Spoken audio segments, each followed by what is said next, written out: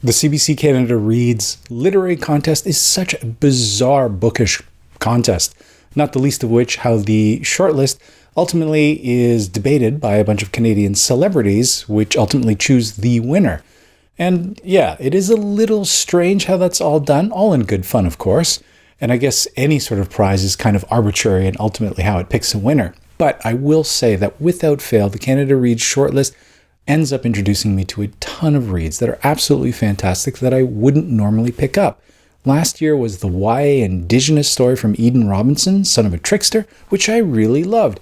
And it obviously picked up enough attention to warrant TV serialization. It got a full season before it was ultimately canceled. Unfortunately, when it was revealed the series director, Michelle Latimer, was a Pretendian.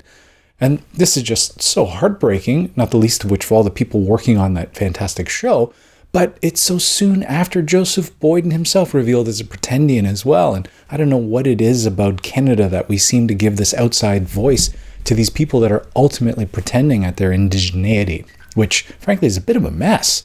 There was also the queer Muslim memoir from Samra Habib that ultimately won the prize last year, We Have Always Been Here. The Indigenous memoir from Jessie Thistle, From the Ashes, which I loved. The absolutely prescient short story collection from Cory Doctorow called Radicalized. Not to mention the Me Too Newfie novel from Megan Gale Cole's Small Game Hunting at the Local Coward Gun Club. Easily one of my most favorite reads of last year. It is just hard-hitting, an incredible book. If you do decide to pick it up, do yourself a favor.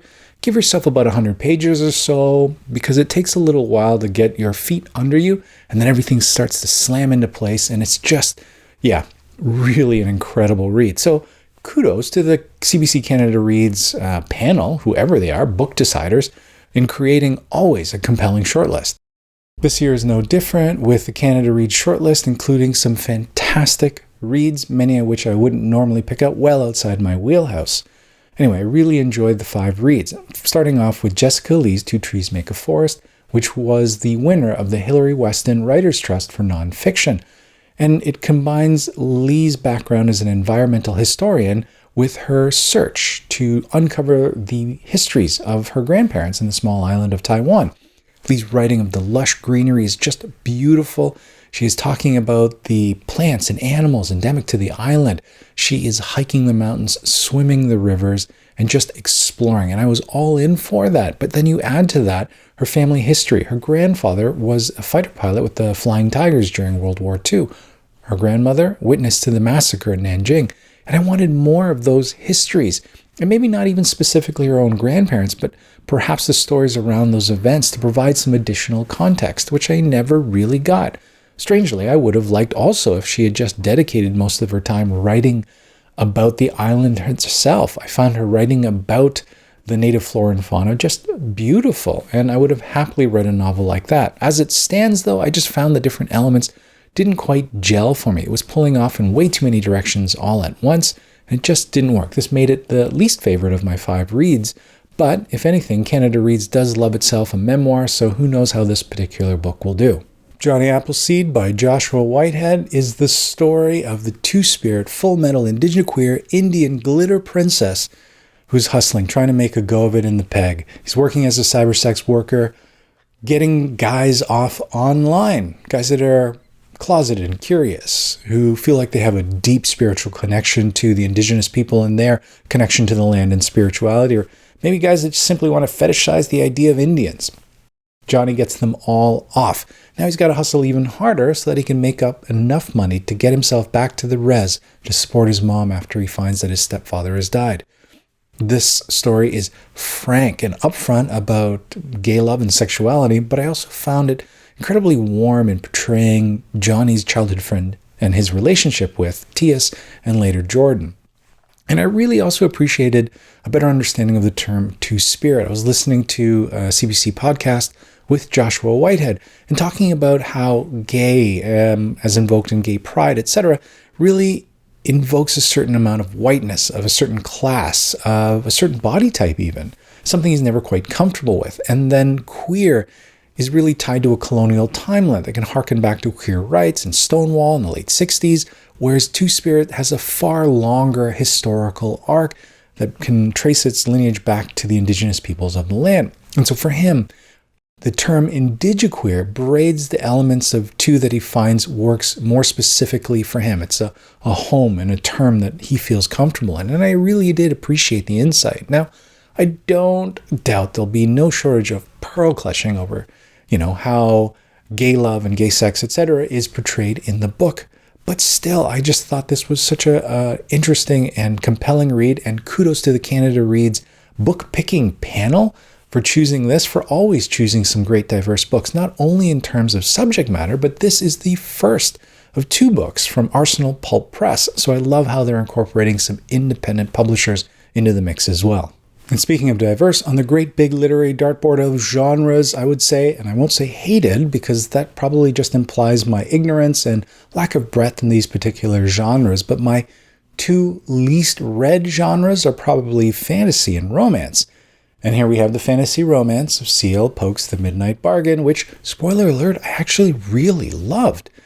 Honestly, I'm surprised by how much I enjoyed this particular book and how C.L. Polk navigates the confines of the romance genre. I mean, we are given the meet cute within the first chapter. Beatrice is introduced to the ravishingly handsome Ianthe, think Simon Bassett of Bridgerton fame.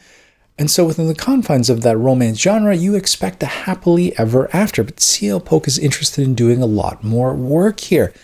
And so she sets it in the fantasy Regency era with its corsets and stays and fans, in a bargaining season where eligible women go out to seek a mate to raise their family's fortune.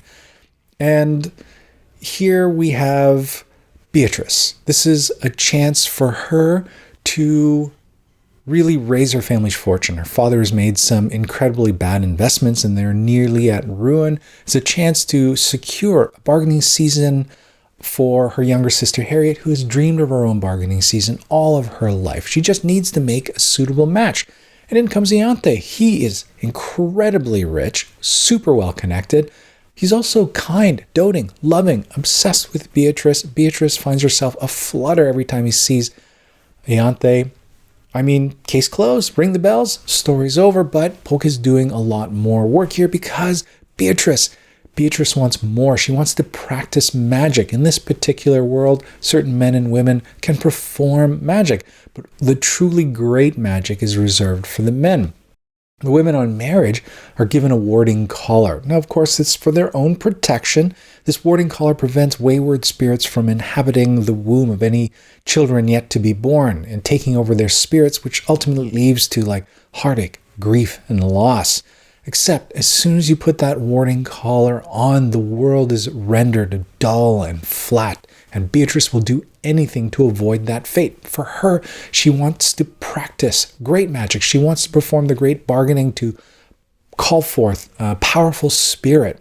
And this could very well cost her life. It could cost her her soul. Even in success, however, this could mean a ruining of her family's name, ruining any chance for younger sister Harriet ever having a bargaining season of her own, ruining her chance of marriage, having children, and she will have said no to the person that she loves, Ianthe, to pursue her ambition. And so she finds all these different elements closing in around her. The clock is ticking and she has to make an impossible decision. And I just found myself more and more invested in Beatrice's story and just really getting tumbled along with the story itself, hoping for the best passable compromise that can, bring together all these different particular elements. Anyway, it was probably my biggest surprise of the Canada Reads shortlist, this fantasy romance that I enjoyed so much. Honestly, some fantastic reads this year, and another one that sort of existed on the periphery but never quite made it to my TBR pile, not the least of which because of its just flat and uninspiring cover as far as I'm concerned. Where C.L. Polk's The Midnight Bargain is way outside my wheelhouse, Henched by Natalie Zena Walschaerts is just right up my alley. Henched is a world much like our own, but inhabited by superheroes and villains. Anna is a hench. She is just part of the hero-villain gig economy, flitting from job to job, just looking to find a gig to pay the bills. Now, everyone is familiar with the idea of henchmen. I mean, the Joker, he has his henchmen in the book referred to as meat. These are the big burly guys. properly branded with his Joker aesthetic, that serve as the appetizer for the hero to work his way through before the main course, the main villain. But that sort of omits all the people working in the background. You have the logistics coordinator who is making sure that the shipment of Jack in the Boxes that are coming in from China arrive on time so bombs can get affixed within them. You have the IT administrator that's making sure the Wi-Fi is up and running and that all the meat have access to the internet in the abandoned amusement park warehouse that they're currently inhabiting, as well as the number crunchers that are just making sure that the budgets work and that money is allocated responsibly. And that's where Anna fits in. She's much more data entry, but that changes when she starts working with the eel. She's invited to stand menacingly behind the eel along with the rest of the meat to show that the eel has moved on towards more progressive hiring practices. He's going to broadcast the kidnapping when the hero, Super Collider, this world's Superman or Homelander, arrives to save the day. Anna will probably never walk again without the help of a cane. So while she's recuperating, she starts crunching the numbers, trying to determine what the true cost of superheroics is. With the arrival of Super Collider, it's akin to a catastrophic earthquake. For every child that's saved, we're talking millions in property damage, hundreds of hours of lost productivity, not only from the henchmen incapacitated as the hero swoops in, but from complete innocence, the firefighters who are killed in a collapsing building trying to deal with the fire in the aftermath, the innocents that are caught in explosive shrapnel. I mean, superheroes are a net loss to the world. They're basically villains with better PR. And I can't help to have that niggling feeling in the back of my head when I'm watching something like Man of Steel, when Superman and Zod are just completely destroying Metropolis. I mean, thousands of dead, millions in property damage, just untold numbers of people whose lives are irrevocably changed as a result of this fight. Anyway, Anna eventually finds herself a gig with the baddest of bads, Leviathan. She's working as a number cruncher using big data to try and make the superheroes' lives a little bit more difficult. Anyway, and herein it becomes actually one of my more favorite office novel reads that I've ever encountered as well. I find the dynamic at Leviathan HQ just warm, funny, and wonderfully done, well represented. Anyway, I love this read. This is just shy of a 5-star read. I will be surprised if this doesn't get turned into a movie. It has just the perfect beats for a 2-hour movie. Anyway, fix the cover in the meantime. Otherwise, this is a near perfect read that is completely in my wheelhouse. And finally, after a stellar list of fantastic reads, herein is probably my favorite book to win this year's CBC Canada Reads. It is the second book from Arsenal Pulp Press, and it is the second time that Canada Reads has introduced me to what I will consider to be my favorite book of the year. Last year was Small Game Hunting at the Local Coward Gun Club. This year it is Butter, Honey, Pig Bread by Francesca Equiaze, a solid 5-star read. It was shortlisted for the Giller. Totally bummed it didn't win. It is also perfectly poised to win the 20th anniversary of Canada Reads, and it is the one book I think that typifies the mandate this year, the one book to transport us, because that is exactly what Equiaze does with her writing, whether we're coming in from the cold from Halifax, or cooking out in France, or returning to family in Lagos. We are traversing the globe, and she is taking us with her. But it's not just the traveling around the world, it is the way that she is able to write sensually about food, to talk about catfish vindaloo, salted caramel, chocolate cake, kimchi stew, empanadas, puff puff, agouti soup. The smell of the food, I swear, is like wafting off of the pages. It is truly transporting, whether it is pulling together a bunch of items from the fridge to cook something for a blooming love interest, or to work in the family kitchen and make a meal for them as they've returned back home. Just incredible writing. I find Equiaze's writing to be so sensual and able to invoke a sense of what is lost. We're all out here just trying to get by as best we possibly can during the pandemic, and for a lot of us that means an escape into books. And that is if you can maintain focus, if you can keep the fuzziness at bay, if you can carve out a little bit of time to do a little bit of reading and escape from your other mounting responsibilities. And I've read a lot of great books during the lockdown, but this is the first book that really made me truly feel and miss what has been lost, the experience of all the senses of eating in a restaurant, not what it's like now, where you're sitting in this isolated booth, the other booth sort of roped off and quarantined. Your host is coming by with a face mask and a face shield, and you're sitting there worried about viral loads and aerosol particles. It's just not the same. And then this idea of sharing a meal in a home, sneaking into the host's kitchen to lift a lid and smell what's cooking underneath, to offer to help with a salad while drinking glasses of wine with friends or family, and all of that lost. I've been reading a lot of great books that point to those things that were normal once before, but this was the first book that truly made me feel that. This is a story about wanting to live, of making a conscious choice to be alive, to hold on to the grief and the loss, but to hold out hope for love and the sensual.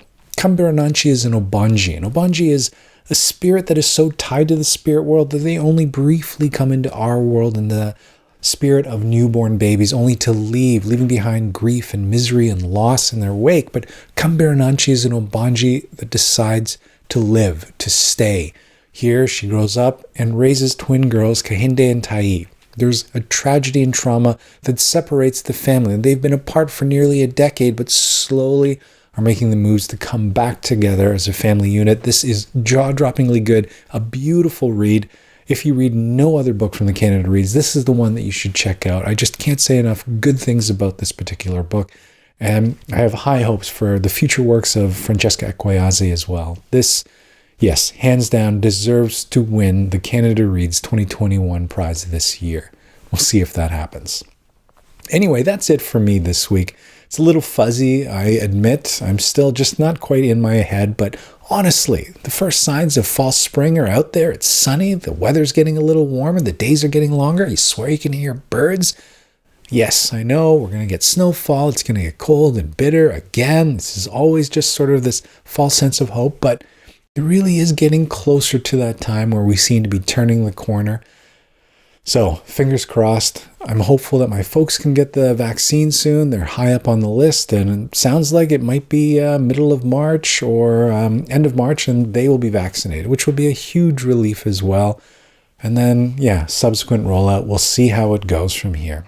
Anyway, that is it for this wrap-up of Canada Reads. It starts up in earnest this week. I don't know if you're checking it out. You can find them on YouTube as well, but here are my thoughts at least. Anyway, I hope you all have a great week of reading. We'll talk to you again soon. Bye.